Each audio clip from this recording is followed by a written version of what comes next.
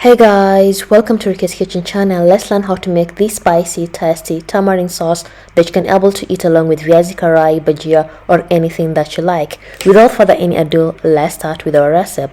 I will use 2 large carrots, peel and remove the outer skin. Then I'm going to use 4 different types of habanero. I like habanero because it's too spicy than the other green chili, but if you don't have habanero, just use the normal green chili. And lastly, 1 large onion.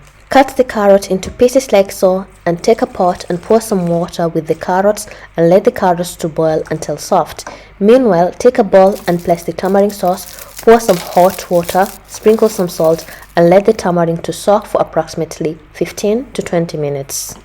After 20 minutes, squeeze out the tamarind so you can able to get tamarind sauce. At this point, you can able to add more water if you want your tamarind sauce to be light, but personally, I prefer my tamarind to be thick and remove the seeds. Then you're going to pour the tamarind into a blender. Avoid putting the seeds into the blender. Then add onions, habanero, chilies, the boiled carrots, ginger and garlic paste a tablespoon each and some salt to taste. Then cover and blend until nicely blended.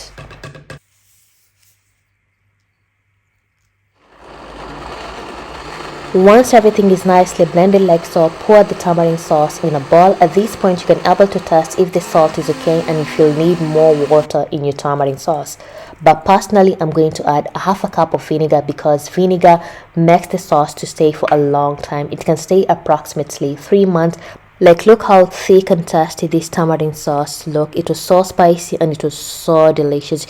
You can eat along with some viazi karai, bajia, kachori or anything that you like and enjoy your tamarind sauce. And if you're going to try out this recipe, please kindly come back to the comment section and let me know. And kindly don't forget to subscribe, share and see you next time. Doo-doo!